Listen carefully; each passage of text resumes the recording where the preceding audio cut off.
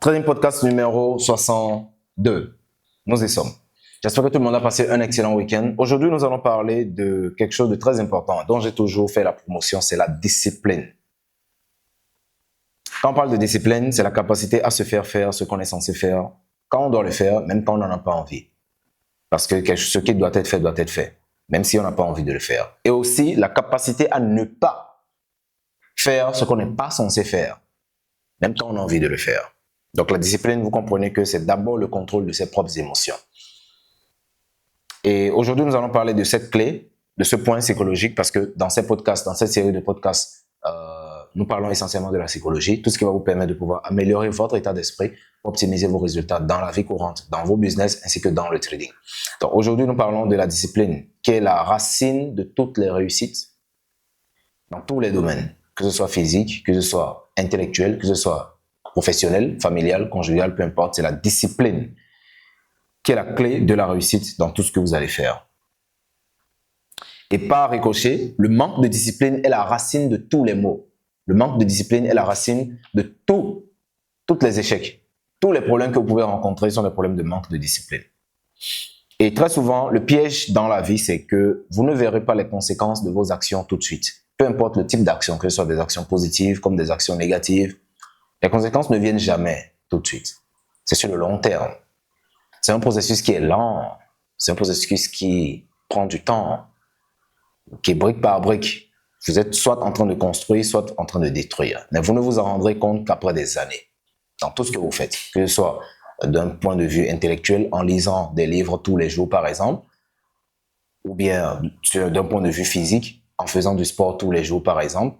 Quand vous allez à la salle de sport, la première séance, vous n'allez voir aucun changement. Deuxième séance, vous n'allez voir aucun changement. 10e séance, vous n'allez voir aucun changement. Mais après 3 mois, vous allez commencer à voir un peu de changement, juste un peu. Et après 2 ans, là, vous voyez un vrai changement.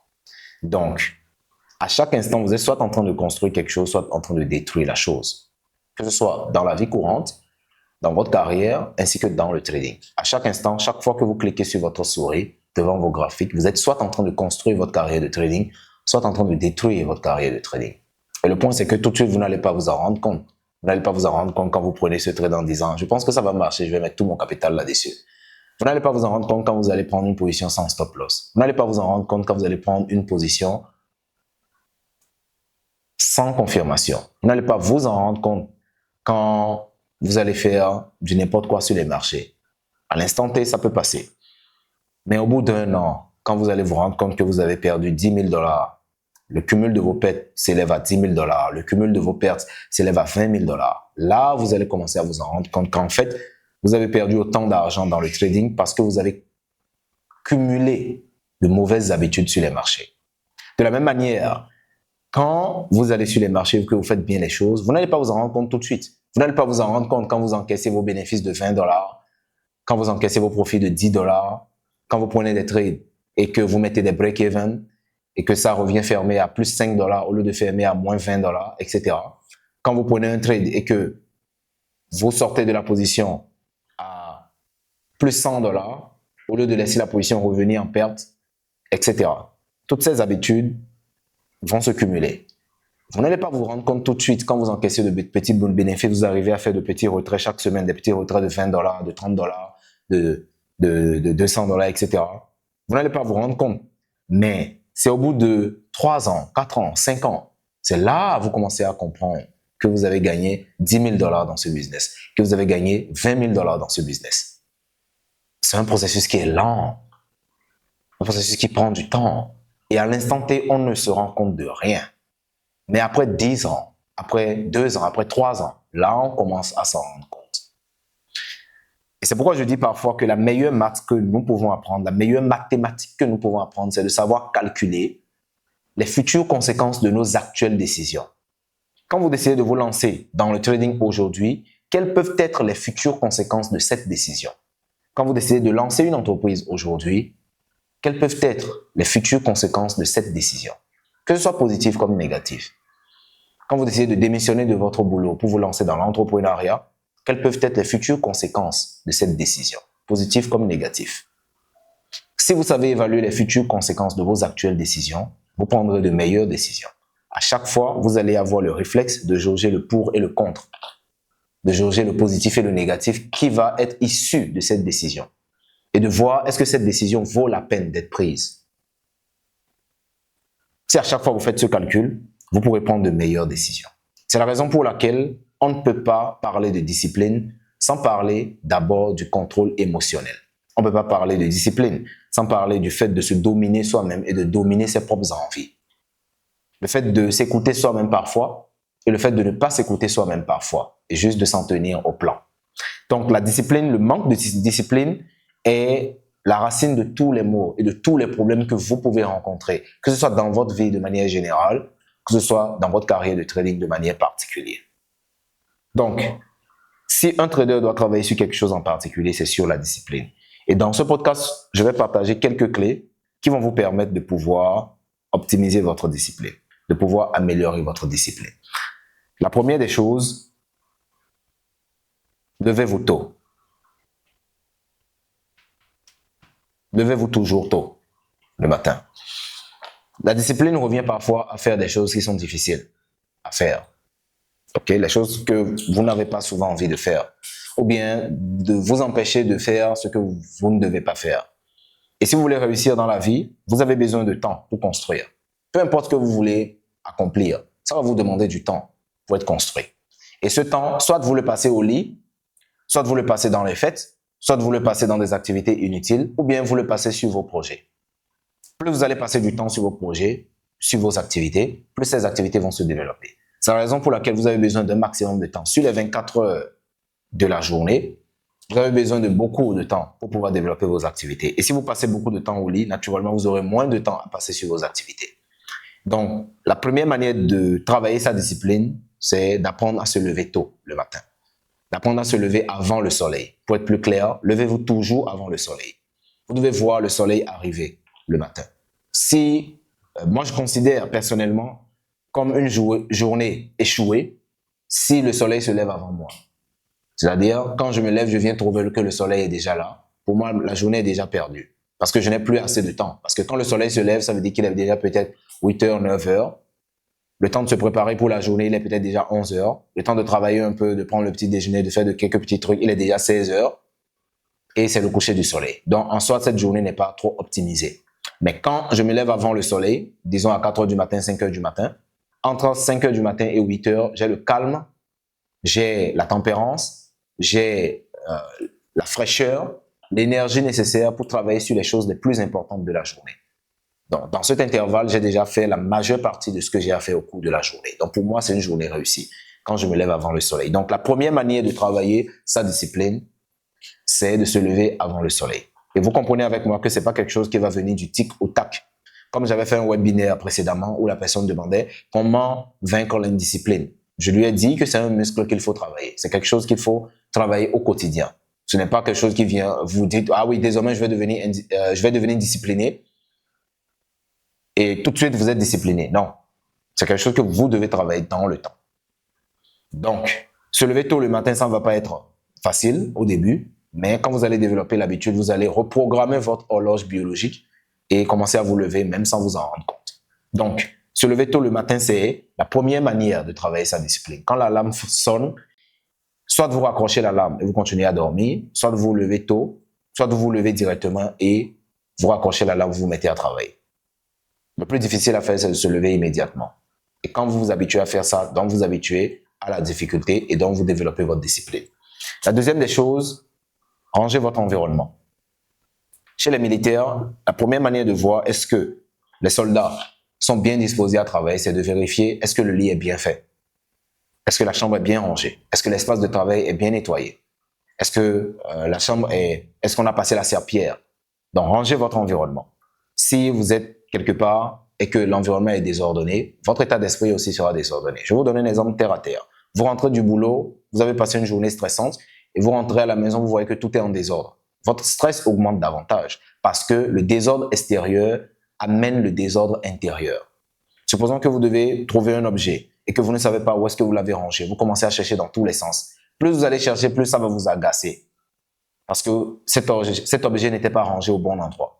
Ce n'était pas rangé dans un environnement ou bien dans une position où vous pouvez le retrouver facilement.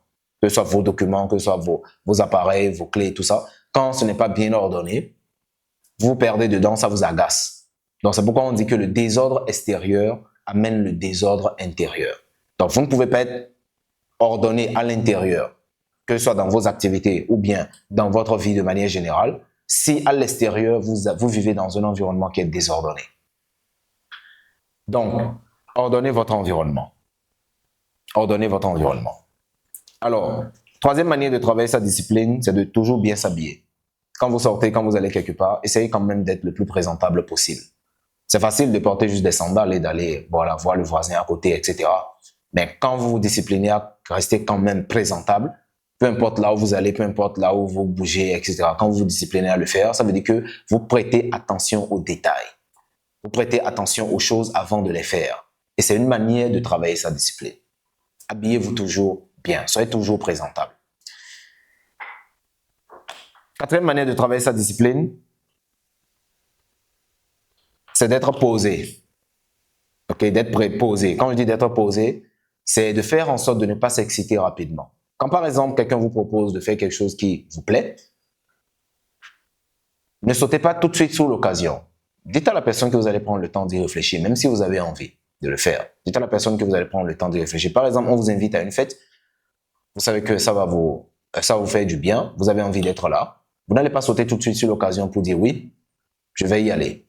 Dites à la personne, je vais réfléchir et te revenir. Même si dans votre tête, vous savez déjà que c'est un oui. Ça vous permet d'apprendre à prendre du recul avant de prendre des décisions. Et c'est une capacité qui est très importante sur les marchés et dans la vie de manière générale. Sur les marchés, vous devez apprendre à prendre du recul avant de prendre une décision d'achat ou de vente. Regardez, est-ce que ça, c'est une meilleure décision à prendre ou bien il faut plutôt laisser passer, etc.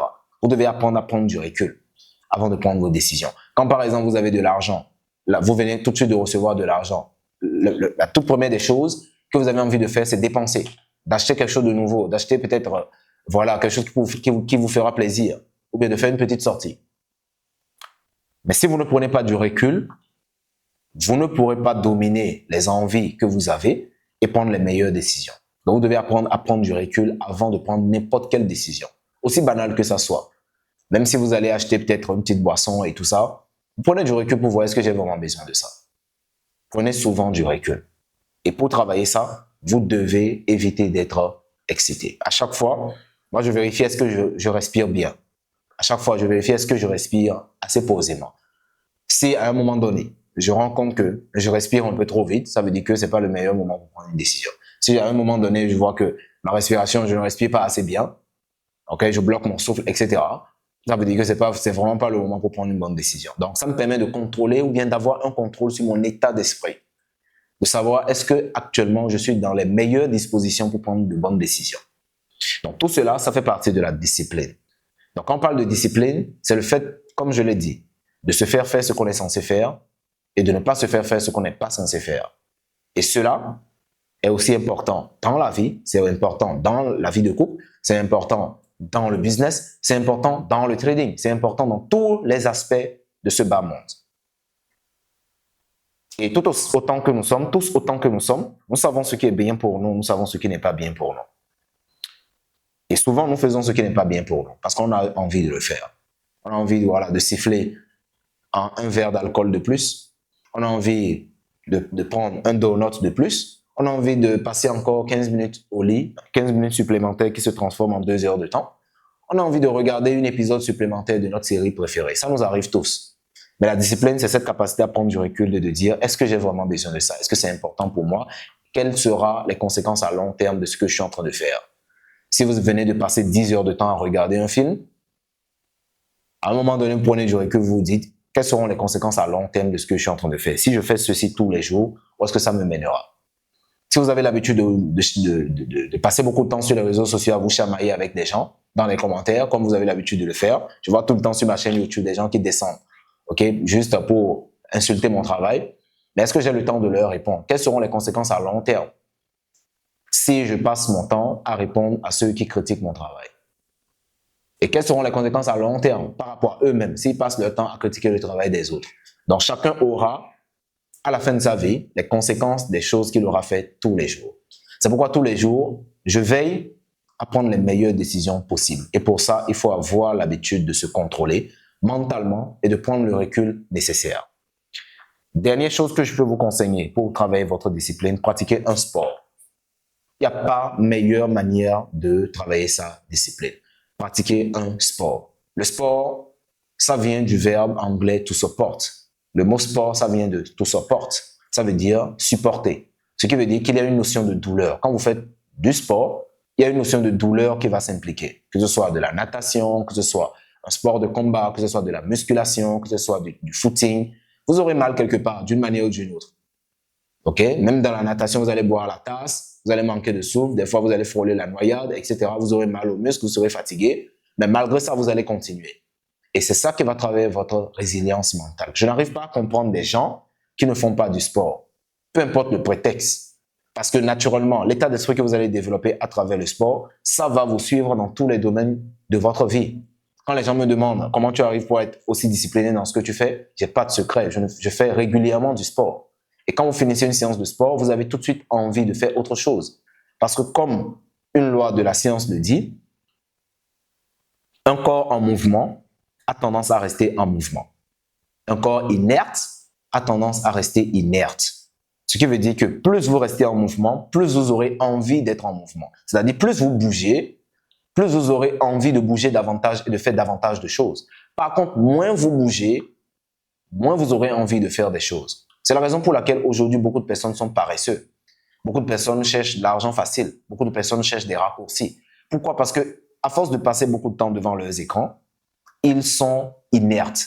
Et quand on est inerte, on a de moins en moins envie de bouger. Ce qui veut dire qu'on perd au fur et à mesure le goût de l'effort, le goût du travail, le goût du processus, le goût de la douleur, le goût de la résilience. On perd le goût de tout. Est-ce qu'il vous est déjà arrivé de passer toute une journée devant votre téléphone et le soir de vous sentir 10 fois plus fatigué que quelqu'un qui a bougé toute la journée? Ben oui, parce que quand vous êtes inerte, vous aurez tendance à rester inerte. Donc, ce qui va augmenter votre paresse, ce qui va augmenter votre indiscipline, ce qui va augmenter voilà, le désordre, etc. Bref, la plupart de vos problèmes de discipline viendront du fait que vous êtes trop inerte. Donc, restez en mouvement. Notre corps a été créé pour le mouvement. Vous devez rester en mouvement. Plus vous restez en mouvement naturellement, plus vous aurez envie d'accomplir davantage de choses dans votre vie, ce qui fera que vous atteindrez plus rapidement vos objectifs. Donc, faites du sport. Ne serait-ce que 30 minutes par jour, 15 minutes par jour. Vous n'avez pas besoin de faire 10 km, 20 km de course à pied chaque matin, non. Vous avez juste besoin de rester en mouvement. Peu importe la manière dont vous devez le faire, vous devez rester en mouvement. Alors, dernière des choses que je peux vous recommander pour améliorer votre discipline, c'est le 6e point. Lisez. La lecture est pour le sport. La lecture est pour le corps, ce que le sport est pour l'esprit. Je voulais dire, la lecture est pour l'esprit, voilà, ce que le sport est pour le corps. Donc, plus vous lisez, plus vous allez muscler votre esprit. Et un esprit bien musclé prend de meilleures décisions, généralement. C'est la raison pour laquelle on dit que les lecteurs deviennent des meneurs. Readers are leaders. C'est-à-dire, plus vous lisez, plus vous allez muscler votre état d'esprit, vous allez avoir beaucoup d'informations, vous allez beaucoup apprendre, vous allez augmenter votre agilité mentale et prendre les meilleures décisions possibles, ce qui va vous placer au top, ok? Toujours au top des personnes qui ne lisent pas. Je n'ai jamais connu quelqu'un qui lit beaucoup et qui est au dernier plan de la société, jamais. Mais tous ceux qui lisent régulièrement que je connais, ok, y compris moi, nous sommes toujours devant quelque chose. Parmi un groupe, parmi une organisation, même si on est nouveau, on vient d'arriver, on ne tarde pas à prendre les devants parce qu'on lit régulièrement. Donc, souvent, la majeure partie des problèmes de votre vie, vous trouverez la réponse dans un livre. Donc, vous devez fréquenter régulièrement les livres. Plus vous lirez, plus vous allez vous cultiver, plus vous allez développer votre agilité mentale, votre concentration, votre mémoire, votre prise de décision. Vous allez optimiser votre état d'esprit pour avoir de meilleurs résultats dans tout ce que vous faites. Donc, même si c'est 30 minutes par jour, prenez un bouquin, lisez 1-2 pages. Peu importe le type de bouquin, ça peut être un livre de science, ça peut être un livre sur votre domaine d'activité, ça peut être un livre de trading. D'ailleurs, descendez dans la description, vous allez retrouver le lien de notre site et vous allez voir là-bas tous les livres que nous écrivons et ainsi que notre bibliothèque électronique où vous pouvez avoir jusqu'à 500 livres en PDF qui parlent de business, de développement personnel et de trading. Donc, dans notre bibliothèque électronique, vous pouvez avoir accès à tous ces documents et emmagasiner le maximum d'informations. Donc, lisez. C'est la principale chose à faire pour booster son état d'esprit afin de développer sa discipline. Donc, la discipline est la racine de toutes les réalisations et le manque de discipline est la racine de tous les maux. Si vous arrivez à développer votre discipline par le fait de vous lever tôt, par le fait d'organiser votre environnement, par le fait de faire du sport, par le fait de lire, et tout ce que nous avons cité dans cette vidéo, si vous arrivez à faire ça régulièrement, vous aurez de plus en plus de discipline. Alors, il y a des gens qui ont des disciplines qui sont innées, qui ont un niveau de discipline inné, c'est-à-dire, ils ont hérité ça de leurs parents. Parce que nous portons tous en nous des traces du comportement de nos parents. Si vous aviez des parents qui étaient extrêmement disciplinés, vous allez porter ça dans votre ADN. Et vous allez voir qu'il y a des gens, naturellement, depuis leur enfance, ils n'ont jamais procrastiné sur quoi que ce soit. Quand ils avaient des devoirs à faire, ils faisaient leurs devoirs. Quand ils avaient des cours, ils allaient toujours au cours. Quand ils avaient quelque chose à faire, ils le faisaient sans même se poser de questions. C'est inné. Okay? Si vous avez ça comme avantage, c'est quelque chose de très louable. Par contre, il y a des gens comme nous autres qui n'avons pas hérité forcément d'une très forte discipline. Okay? Je ne dis pas qu'il faut blâmer vos parents pour votre indiscipline, non, parce que c'est quelque chose qui se travaille.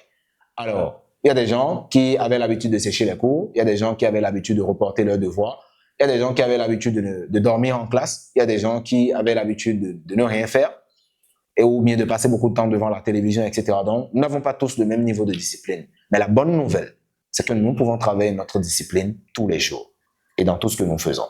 Et plus vous serez discipliné en dehors du trading, plus vous serez discipliné dans votre trading. C'est l'un ou l'autre. Alors, voilà ce que j'avais à partager avec vous dans ce podcast. Si vous avez aimé, n'hésitez pas à nous le mentionner dans les commentaires. Et abonnez-vous à cette chaîne parce que nous partageons régulièrement les vidéos de ce genre. Chaque lundi matin, un nouveau podcast pour vous aider à booster votre état d'esprit, atteindre vos objectifs dans la semaine. Alors, dites-nous en commentaire si vous aimeriez qu'on aborde un sujet particulier lors de notre prochain podcast. Et surtout, descendez dans la description pour retrouver tous les liens qui vous permettront de nous contacter et de bosser avec notre académie pour faire passer votre activité de trading à un niveau supérieur. On se dit à la prochaine vidéo. Surtout, boostez votre business.